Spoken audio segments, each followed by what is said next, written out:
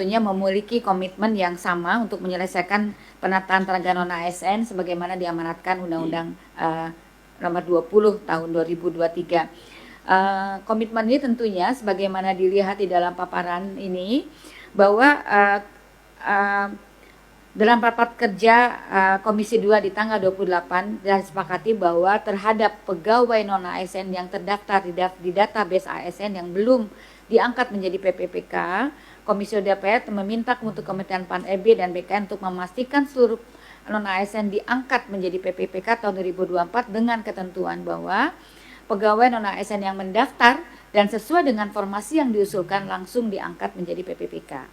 Tapi pegawai non-ASN yang mendaftar dan tidak terdapat di dalam usulan formasi maka akan diangkat menjadi PPK paruh waktu. Dan ini adalah kesepakatan antara pemerintah dengan Komisi 2 DPR RI, dan ini yang menjadi pijakan bagi langkah-langkah yang telah ditempuh pemerintah saat ini dengan tentunya menjaga keseimbangan antara kepastian pengelolaan ASN, keberlanjutan pelayanan publik dan kemampuan fiskal pemerintah pusat maupun di daerah. Bapak Ibu sekalian, menindaklanjuti komitmen tersebut antara pemerintah dengan Komisi 2, proses pengangkatan CASN tahun 2024 telah selesai dilaksanakan sesuai dengan jadwal yang disepakati. Pertama adalah pengangkatan CASN ini telah diselesaikan pemerintah, di mana CPNS telah selesai Juni tahun 2025 dan Oktober tahun 2025. Dan kementerian dan lembaga dan Pemda telah mengangkat CASN tentunya sesuai dengan jadwal.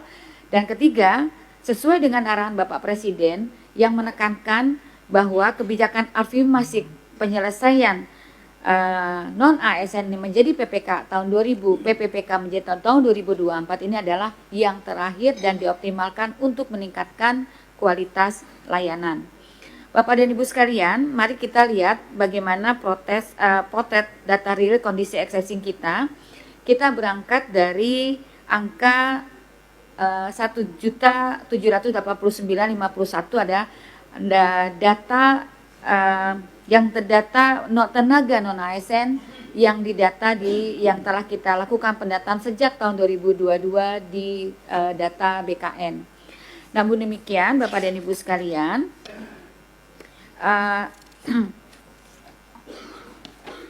data tersebut kemudian pemerintah atau instansi pemerintah hanya mengusulkan sebanyak 1.017.111 yang diusulkan. Ini formasi yang diusulkan kepada kami, sehingga berdasarkan angka formasi yang diusulkan kepada kami itu sebanyak 1.017.000 itu, maka kita lakukan seleksi tahap awal, yaitu sehingga kita dapatkan sebanyak 629.829 peserta yang mengikuti tes, gitu ya. Jadi kalau mengikuti tes dia langsung lulus, Bapak Ibu sekalian. Nah, namun kenapa ini dari 1.017.000 ini kita hanya yang kelulusan atau yang memang mengikuti hanya sebanyak 689? Karena ternyata banyak non-ASN yang terdata di data BKN yang sudah diusulkan di dalam data itu tidak mendaftar pada formasi yang dibuka. Itu ada juga yang demikian. Kemudian juga ada yang ditunda formasinya atau pelaksanaannya ditunda oleh instansinya, itu juga ada yang melakukan. Kemudian ada yang data yang non-ASN memilih untuk daftar menjadi CPNS itu. Sehingga karena kita sudah sepakat ingin menyelesaikan sebanyak 1.789.000, saya menghubungi Menteri Dalam Negeri untuk mengumpulkan semua gubernur dan wali kota untuk menanyakan lagi keseriusannya untuk mereka bisa mengajukan lagi formasi tambahan apabila memang ingin menyelesaikan sebanyak 1.889. Namun demikian yang masuk ke kami kembali lagi hanya 186.562 yang memang tahap kedua. Dan ini tentunya kami buka selebar-lebarnya untuk yang tahap 2 ini, yaitu khusus untuk yang mereka yang belum terakomodasi di tahap 1, mereka yang terdata untuk yang non-ASN yang terdata di dalam data BKN tetapi tidak lulus CPNS, dan juga non-ASN yang sudah aktif bekerja minimal 2 tahun sejak pengumuman tersebut. Nah, sebagaimana yang sudah kita lakukan komitmen kesepakatan pemerintah dengan DPR RI dan untuk menjaga keberlangsungan pelayanan publik, maka terhadap non-ASN yang mengikuti seleksi, yang setelah mengikuti seleksi namun tidak mendapatkan formasi karena tidak diusulkan oleh instansi pemerintah, maka akan diangkat menjadi PPK paruh waktu berdasarkan Permenpan nomor 16 tahun 2025 yang akan kita telah menerima sebanyak 1.251.252 tenaga kerja. Jadi mereka tetap diberikan nomor NIP PPPK kontrak kerja minimal 1 tahun, serta mereka juga dapat diusulkan untuk bertransisi menjadi PPPK secara bertahap sesuai dengan evaluasi kerja dan ketersediaan anggaran masing-masing. Jadi PPK paruh waktu itu memang bisa menjadi PPK. Itu apabila memang disesuaikan dengan kinerja dan ketersediaan anggaran.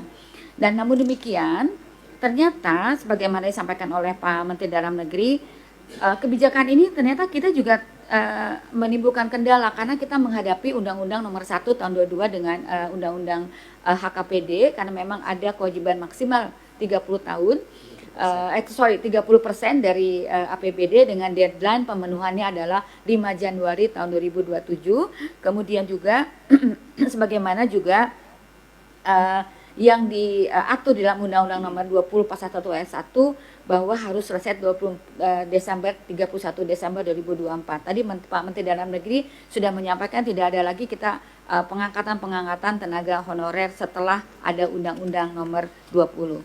Dalam konteks ini, Bapak dan Ibu sekalian, ini saya ingin memperbarui. Jadi data ini memang kalau tadi Pak Menteri Dalam Negeri menggunakan data berdasarkan bulan Maret, tapi ini per bulan Juni ini.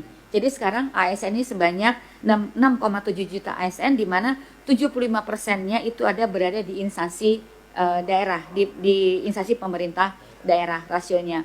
Jadi Bapak dan Ibu bisa dilihat PNS sekarang sudah 51%, P3K-nya sudah 49%, yang terdiri dari 31 PPPK dan 18% dari PPPK paruh waktu.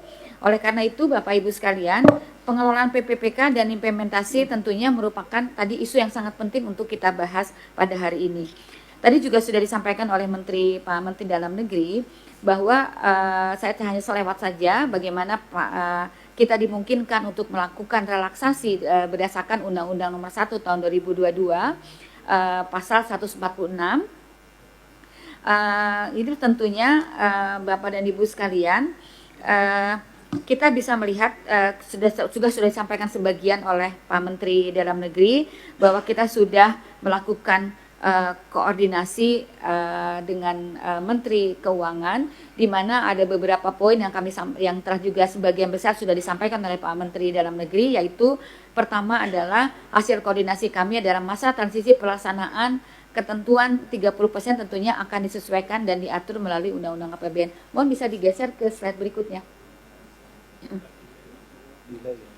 Nah ini tadi kemudian juga Kementerian Keuangan di dalam pertemuan tersebut akan memastikan instrumen Undang-Undang APBN dapat memberikan kepastian hukum bagi daerah sekaligus menjaga keseimbangan untuk fiskal daerah.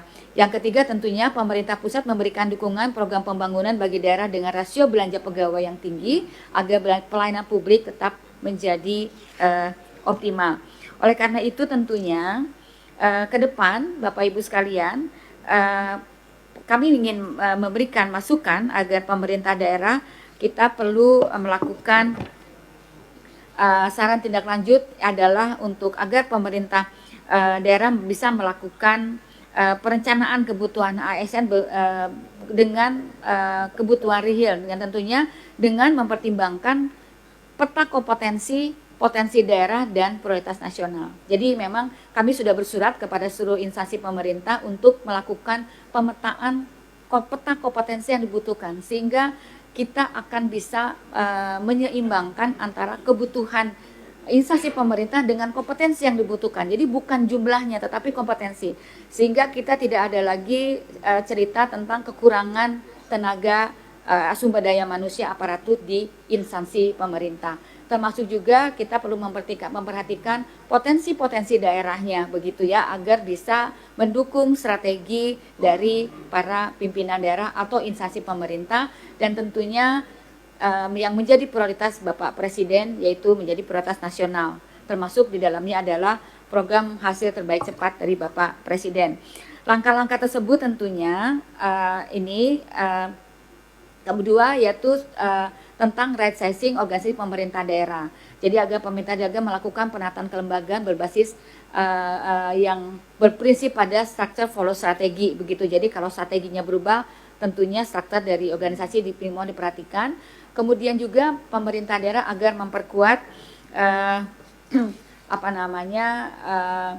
manajemen PNS dan P3K yang berbasis merit dengan sistem evaluasi kinerja untuk memastikan keselarasan antara kinerja individu dengan organisasi, tentunya untuk mendukung pencapaian layanan publik. Yang terakhir tentunya adalah pemerintah daerah agar memperkuat penerapan manajemen talenta untuk memastikan ketepatan kompetensi dan jabatan dalam rangka tujuan organisasi. Bapak Ibu sekalian, tentunya terakhir kami menyampaikan bahwa pemerintah terus berkomitmen untuk memperkuat pengelolaan ASN yang profesional, adaptif, dan berkelanjutan dengan tetap menjaga kualitas layanan publik. Dan sekali lagi kami mengucapkan terima kasih atas dukungan dan kerjasama dari Komisi 2 DPR RI yang selalu mengawal berbagai kebijakan ASN. Mudah-mudahan ikhtiar kita ini bisa memberikan manfaat yang sebesar-besarnya bagi masyarakat. Terima kasih. Wassalamualaikum warahmatullahi wabarakatuh. Wahana TV, teropong konsumen.